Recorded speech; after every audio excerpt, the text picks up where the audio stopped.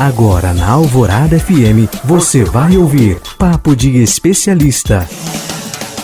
Um programa da PUC Paraná, programa que traz as vozes mais experientes do meio acadêmico. Olá, bom dia! Hoje é sábado, 14 de dezembro, dia de Papo de Especialista.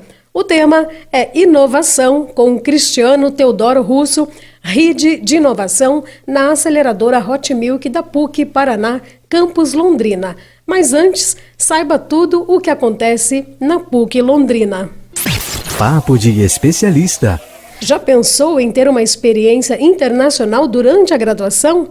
Na PUC Paraná, Campus Londrina, isso é possível. A universidade oferece possibilidades inovadoras de internacionalização para quem sonha com um currículo internacional e uma formação global feita para todos os desafios do futuro. São diversas opções: dupla diplomação, intercâmbio cultural, intercâmbio acadêmico, aulas em outras línguas, entre outras alternativas.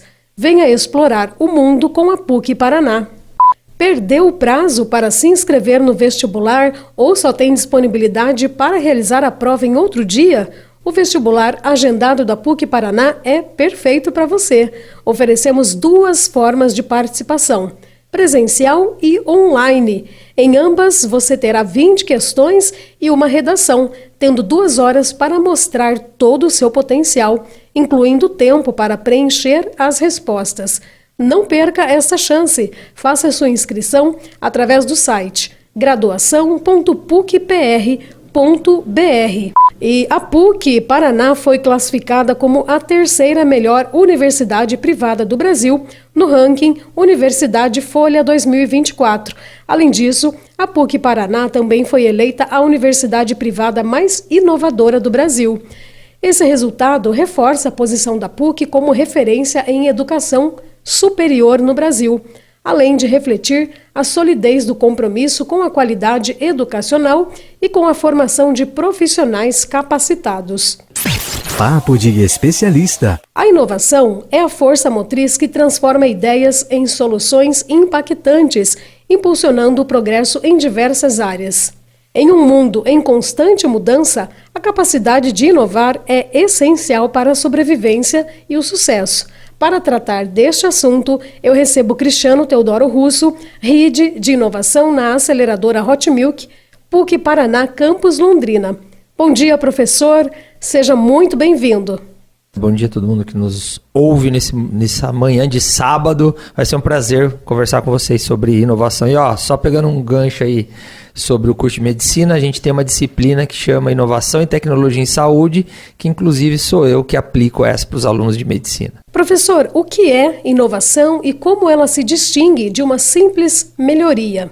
Bom, academicamente falando, a gente divide a inovação em 2 categorias. Na verdade, tem um livro muito legal, que são os 10 tipos de inovação, mas vamos simplificar. Você tem uma inovação que a gente chama de incremental, que são melhorias de produtos. Então, tudo que já existe pode ser melhorado.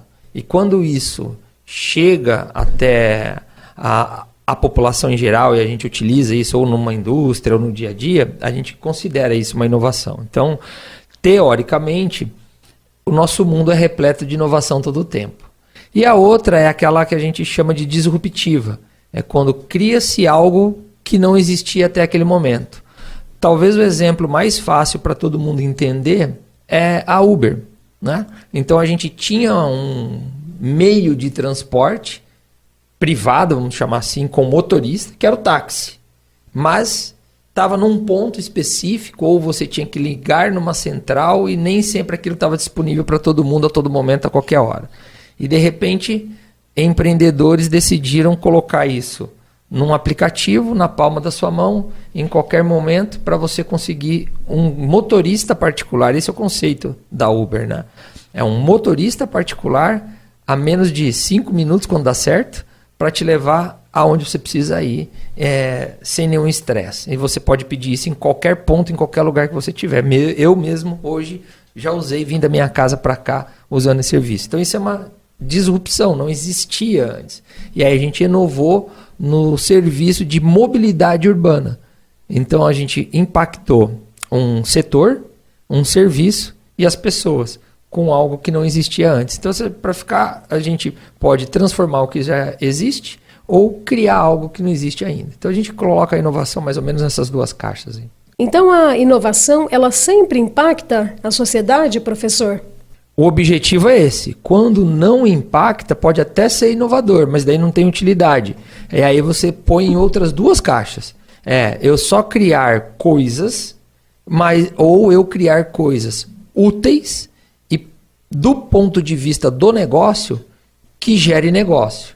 Então, a inovação no profissionalismo da coisa é assim, se não virar nota fiscal, não é inovação. Se não for útil de alguma forma, também não é inovação. Então, no meio acadêmico, a gente convive com esse conflito aí, né? Com essa dualidade. Você produz muita inovação, que são as teses, que vão para a gaveta e não acontece nada.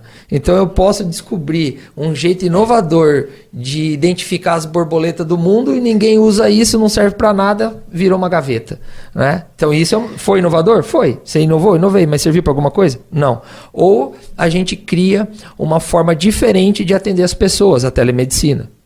Então a gente criou algo que não existia, inovou, saiu da caixa, saiu da academia, foi para a grande população e tirou a nota fiscal, porque você tem que pagar por esse serviço. Então, esse é a roda perfeita da inovação. A ideia que vira o produto, que é comercializado e que impacta de verdade a sociedade. Tenho toda uma formação acadêmica de especialização, mestrado, doutorado, e as coisas que eu fazia, eu não via que elas tinham um alcance muito grande, né?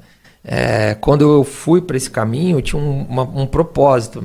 Eu perdi meu pai muito cedo de infarto e eu queria curar os infartos do mundo para ninguém perder mais o pai de infarto. E aí eu fui estudar no INCOR. Quando eu cheguei lá, eu descobri que eu não ia conseguir, porque os caras que estavam lá, que já eram hiper premiados, não tinham conseguido. E esse é um troço natural da gente.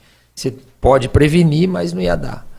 Aí eu mudei de área, fui pesquisar o HIV e falei assim, quero curar o HIV. Bom, fiz tudo que eu tinha que fazer com um monte de gente top da galáxia e a gente ainda não curou o HIV.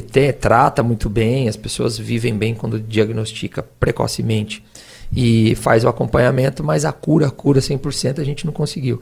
E essas coisas todas, elas foram me frustrando, porque você produz muita coisa, coloca uma energia muito grande e aí engaveta.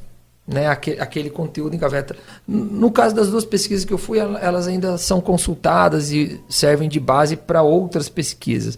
Mas aí não entra naquele fluxo da inovação que a gente começou a falar, né? Não virou um produto, não virou um serviço e não impactou um grande número de pessoas. Fica um pouco mais restrito no meio acadêmico. E aí o meio acadêmico consome aquilo.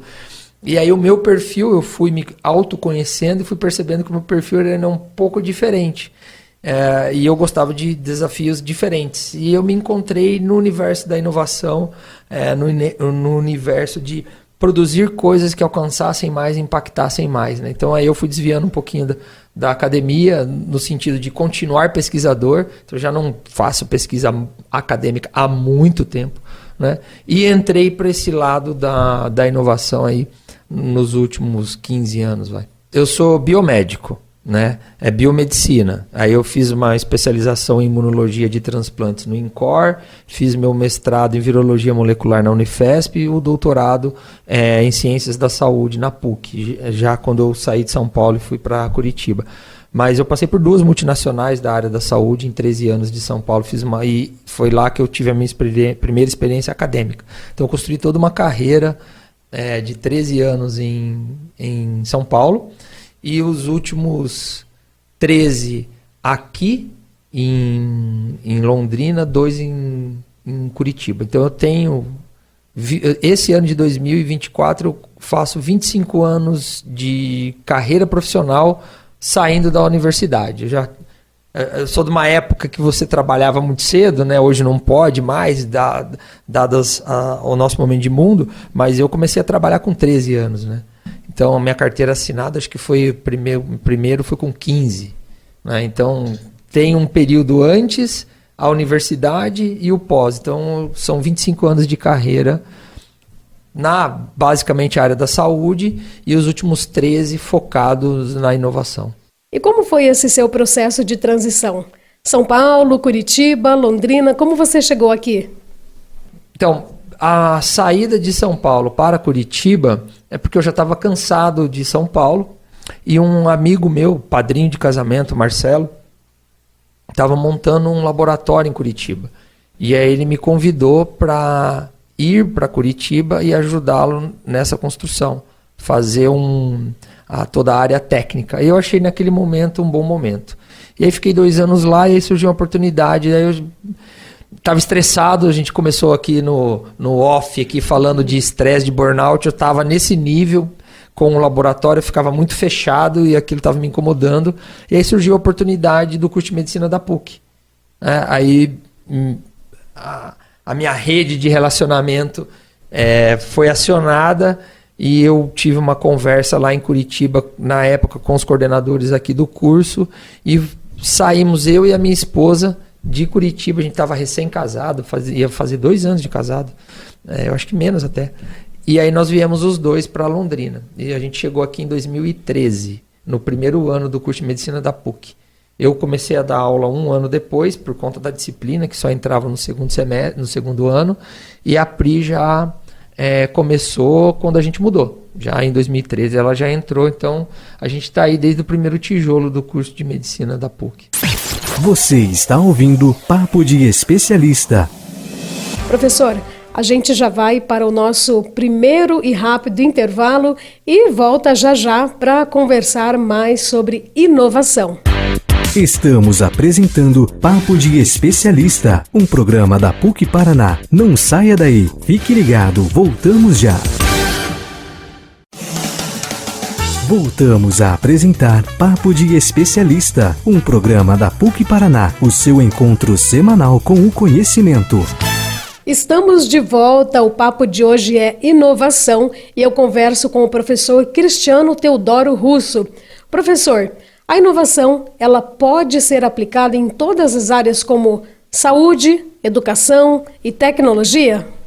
Sim, esse é o conflito humano, né? A gente só está onde estamos enquanto sociedade porque tem inovação todo dia em todas as áreas. Então, desde a indústria de bater martelo, bater pino, hoje você tem a indústria robotizada, né?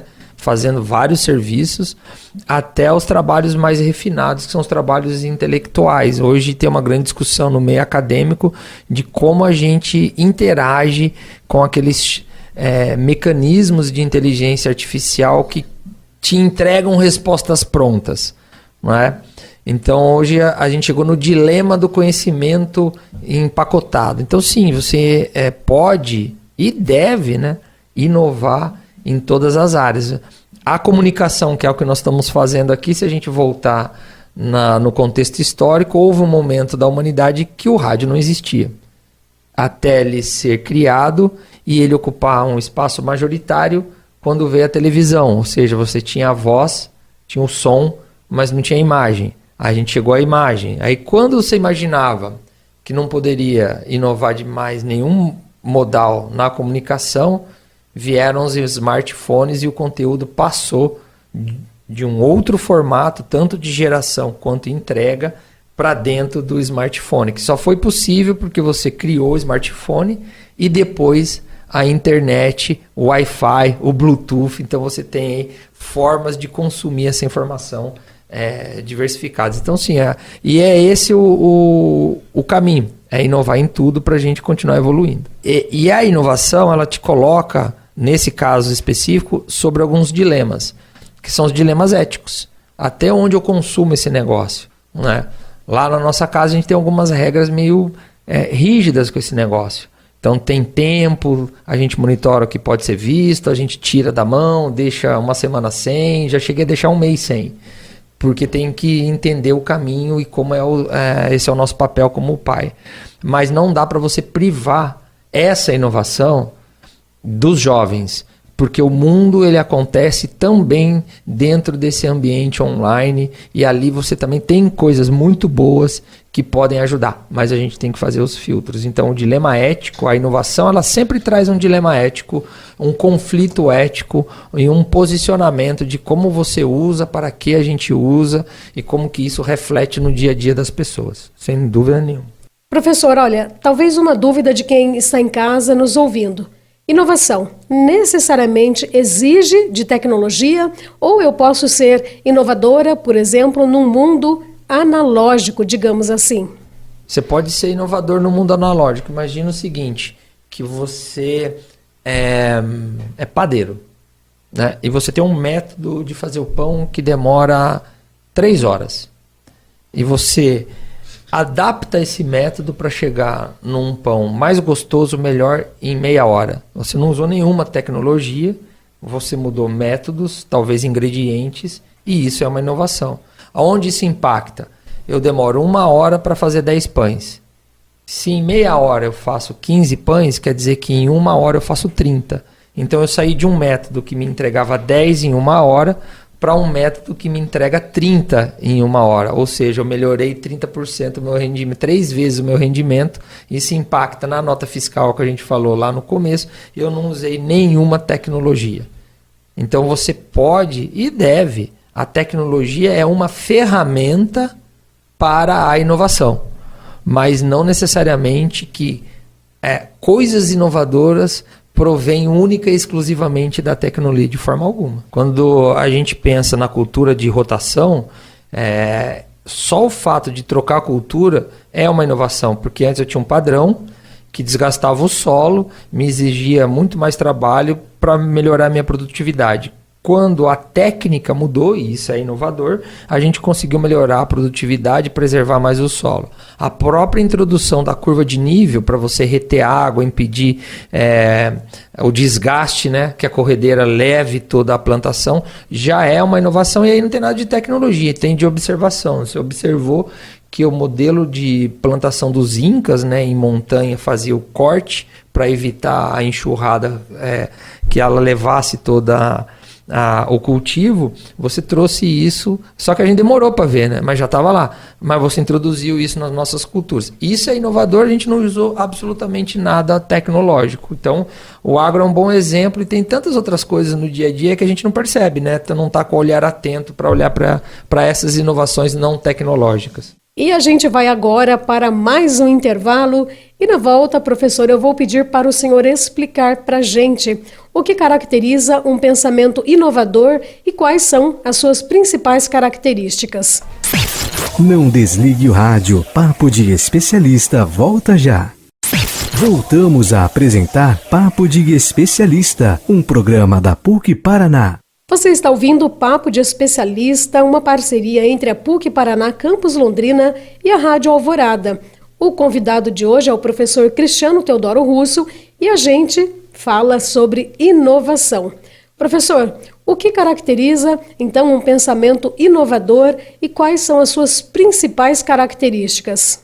Olha, isso é uma pergunta muito complexa, porque assim, o pensamento inovador é o indivíduo que faz diferente dos outros. Você deu agora o próprio exemplo desse produtor que percebeu que o alho teria alguma propriedade, sem saber que propriedade seria essa, mas teria alguma propriedade que desvia a rota ou espanta lá os bichinhos naturais que atacariam o morango, né? Isso é um pensamento inovador.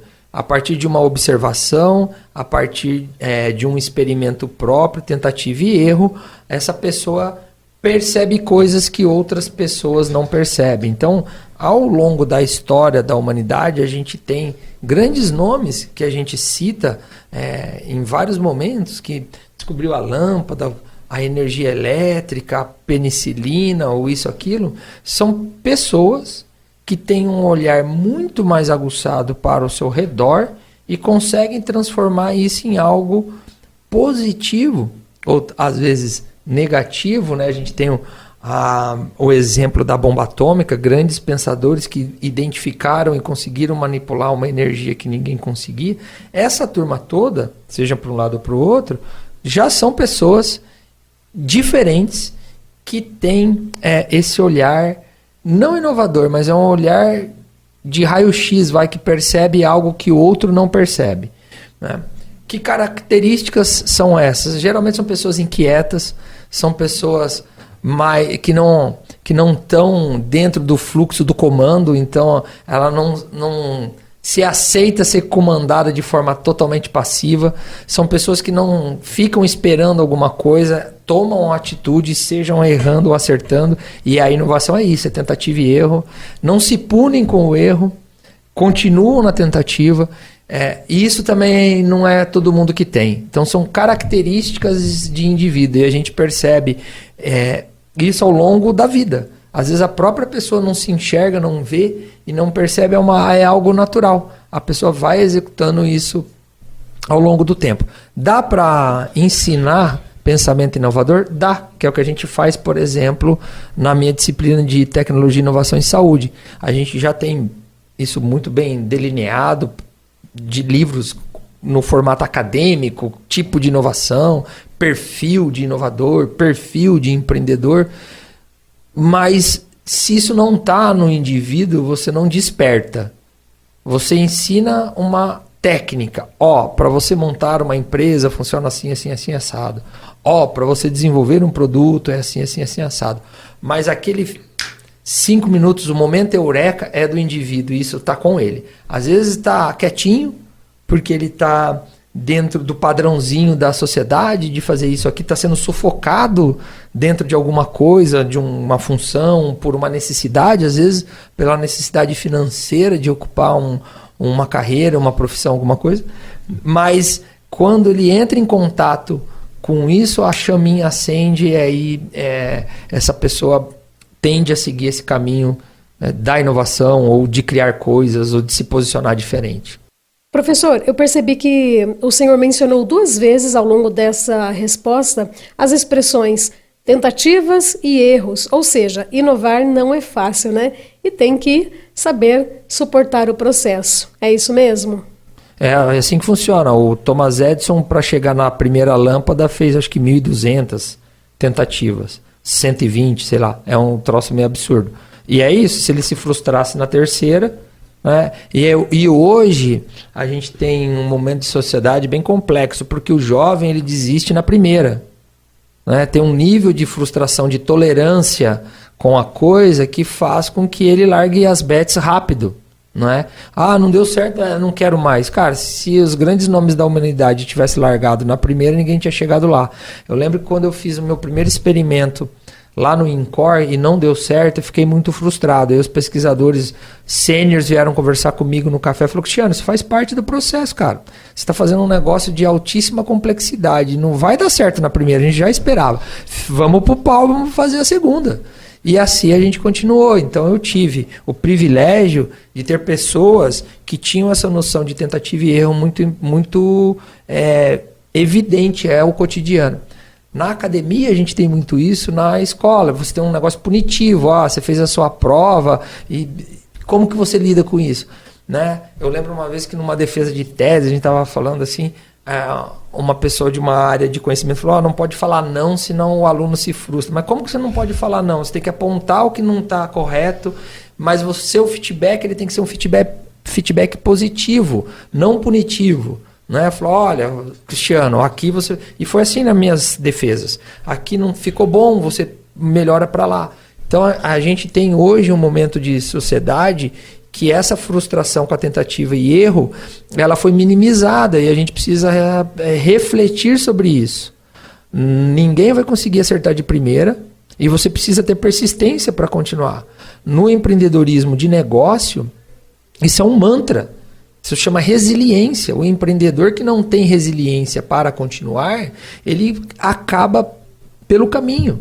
E essa pessoa, se não for tolhida para o fracasso, essa pessoa ela entra num flow de depressão péssimo, ela deixa, encolhe o seu talento às vezes, né? Porque errou a primeira vez. Então, cara, isso é personalidade. Aí você falou das características do inovador ou do empreendedor. Uma delas é a resiliência, é aguentar o pau. Então tem que aguentar. Isso a gente tem que resgatar isso nos nossos jovens de uma forma amorosa, de uma forma atenciosa, de uma forma de apoio, mas sem botar o erro para debaixo do tapete. Errar faz parte da vida, todo mundo aqui leva bordoada o dia inteiro. A vida aí fora ela é diferente. Então a gente precisa construir isso, porque senão você vai perdendo os talentos ao longo do tempo. né? O erro, o fracasso, ele faz parte. Com certeza aquele produtor não acertou na primeira o negócio do alho. Vai ver que ele botou lá, sei lá, uma salsinha e não deu certo. Então como que ele chegou naquilo? Se ninguém foi lá e ensinou para ele. Então foi uma percepção, foi o dia a dia, o trabalho, foi perdendo a lavoura de morango. Então o cara teve que buscar outras alternativas. Então a gente tem que criar esse ambiente e mostrar com acolhimento que o fracasso, o erro, né, ele faz parte do processo. E o senhor citou o Edison, né? E ele tem uma frase interessante. Ele fala: todas as tentativas de criar a lâmpada que não resultaram na lâmpada não foram um erro. Foram respostas necessárias para que eu chegasse no caminho certo. Ou seja, quando ele esteve lá, né? Quando estivermos lá, vamos pensar na milésima tentativa. Ele, no caso, já sabia das 99 possibilidades que ele não poderia seguir. É isso aí, o resultado negativo também é resultado. Faz parte de uma jornada. Agora, o que depende de como você lida com isso. Eu não posso ficar só no negativo também, né? Ah, não, beleza, tudo deu. Normalizar o erro. Ah, não, beleza, não, pode errar quando você quiser. Não. A gente tem cruza uma fronteira muito perigosa aqui, né? Eu acho que é um momento que a sociedade tem que refletir sobre isso. E aí você cria pessoas psicologicamente fracas, né? Para aguentar e dar o novo salto de evolução natural da humanidade. E aí entra os filtros. Então, de novo, aquele 10%, 5% que tem um pouco mais dessa resiliência se destaca e fica num degrau de cima. É assim. Então, ou você entende esse negócio e trabalha isso, ou você fica no degrau de baixo e depois não adianta choramingar. Momento de mais um intervalo, professor. A gente, então, depois do intervalo, já vai para o último bloco e quando a gente voltar, eu quero conversar com o senhor sobre o ambiente inovador lá da PUC, tá certo? Você está ouvindo Papo de Especialista. Você está sintonizado na Rádio Alvorada e o Papo de Especialista está de volta. Último bloco do Papo de Especialista e o tema de hoje é inovação. Meu convidado é o professor Cristiano Teodoro Russo. Professor, o senhor mencionou lá no começo da nossa conversa que é possível ensinar inovação, mas que aquele start, aquele ponto fora da curva é do indivíduo, né? Isso não é possível ensinar. Não é possível. Você identifica e trabalha e potencializa, né? Então, a própria disciplina de tecnologia e inovação em saúde que a gente tem no curso de medicina, ela nasceu para isso.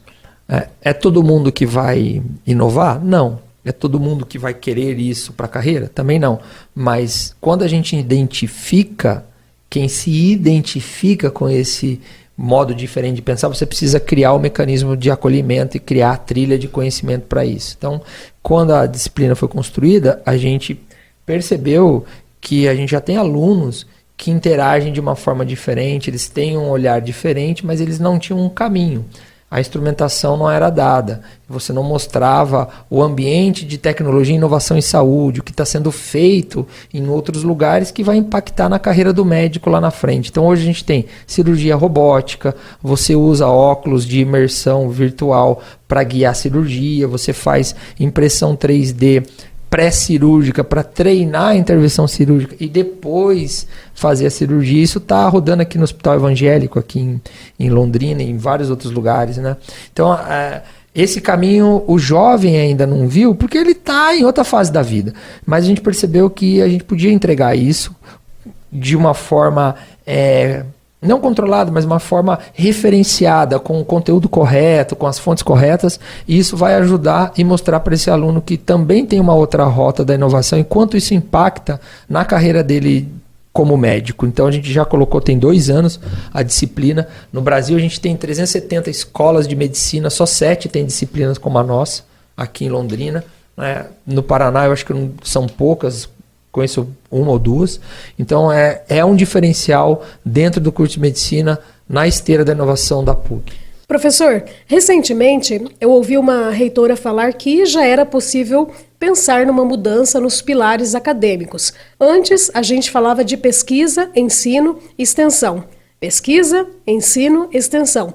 E ela considera que agora seria pesquisa, ensino, extensão e inovação. O senhor concorda com isso? Em partes, eu acho o seguinte, que essa palavra inovação, você só coloca aí para dar um destaque do momento atual de mundo. A academia é o berço da inovação. A mente está lá, o instrumento está lá. O que eu colocaria, talvez aí, não sei se ela é uma reitora de escola pública ou privada, eu colocaria a inovação para negócio. Né? Porque você tem ambientes acadêmicos que parece que é crime criar coisas para negócio. E a inovação, ela tem um objetivo, negócio. Porque se eu impacto, aquilo tem um custo. E no final do dia, todo mundo tem boleto para pagar. Então, por que a gente consome mais do que cria? Porque o nosso modelo acadêmico, ele é um modelo de ficar fechadinho na bolha. Então a gente tem uma discussão muito intensa entre academia e mercado, como que a gente faz isso. Quando você olha para outros países, o professor ele ganha royalties junto com o aluno. Ele cria empresa junto com o aluno, e o aluno vai ser bilionário lá, ele ganha a parte dele, continua ensinando e fazendo outro, e isso volta em capital para a universidade, que gera próprio recurso para manter a sua própria pesquisa, sem depender de modelos substancialmente estatais para tocar a coisa. Então depende de ver o contexto do que falou. Eu acho que a inovação ela ganhou um destaque nos últimos anos por conta dos exemplos que a gente tem, eu disse o Uber, mas outros, dos exemplos que a gente tem do digital. Né? Então talvez essa relação da inovação aí nesse contexto tenha sido para fortificar o digital. Mas, por exemplo, na PUC, já há um bom tempo a inovação é pilar estratégico. Então, quase que 100% dos cursos de graduação da PUC tem uma cadeira de empreendedorismo e inovação, até teologia. Então, ó, o pessoal que está estudando, vai ter que ter um pensamento, mas como que eu inovo? É só você olhar que a gente tem aplicativos das paróquias, né? Eu interajo aqui com a Dom Bosco, que é a nossa paróquia, da minha família, no aplicativo da paróquia. É para comunicação, é para recado, é até mesmo para você fazer uma contribuição. Hoje a gente não faz no Pix, no momento da oferta. Então isso é uma inovação na missa, é uma inovação na religião. Então essa inova em qualquer lugar, né? Então no mundo acadêmico eu não sei se precisa mudar. Eu acho que você colocar uma palavra a mais, se não tiver a atitude, se não tiver a entrega do dia a dia, não adianta nada ter uma palavra, não faz a menor diferença. A palavra não é o que transforma. Professor, e como é a questão da inovação lá na PUC, para além dessas disciplinas nos cursos que o senhor já mencionou, como funciona a Hot Milk?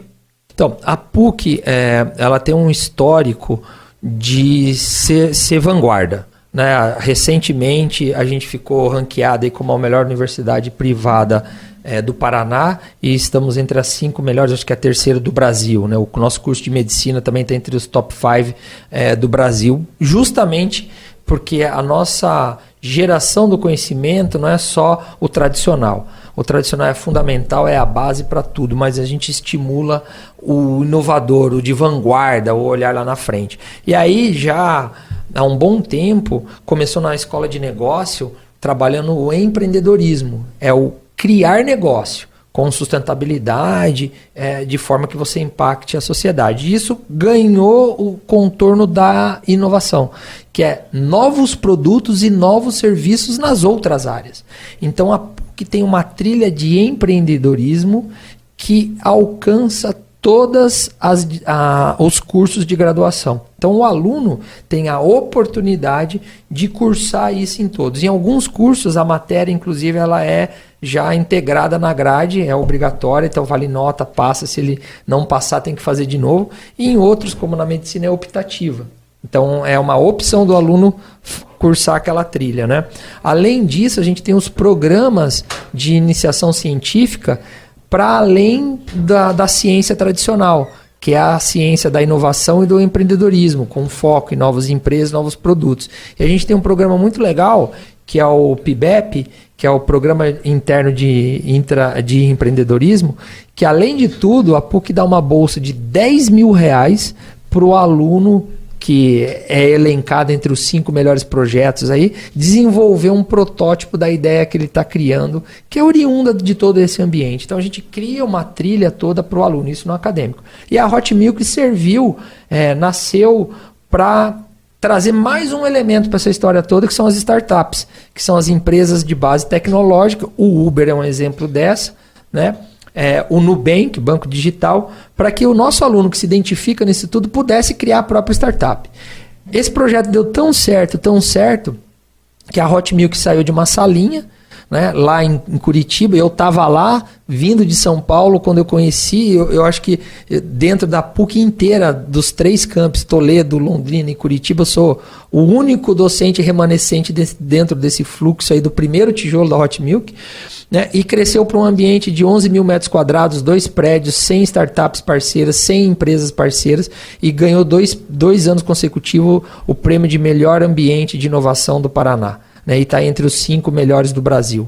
Então, a gente, em Londrina, é um escritório de atuação desse ecossistema. Então, a gente perguntava assim, é a Hot Milk ou nasceu como a Hot Milk aceleradora e depois passou a ser o Hot Milk ecossistema de inovação da PUC, porque é muito maior. A gente trabalha com empresas, trabalha com startups, mas com foco em geração de novos produtos e novos negócios. E o aluno de Londrina ou de Toledo também é colocado dentro dessa esteira. O que a gente não consegue aqui, a gente tem um canal direto com Curitiba. Então ele tem mentores, professores, gente de mercado, empresas de grandes nomes à disposição para ajudar nessa trajetória. Professor Cristiano, quero agradecer imensamente ao senhor toda a partilha, a conversa, a presença do Senhor aqui nesta manhã de sábado, e quero desejar ao Senhor um excelente final de semana.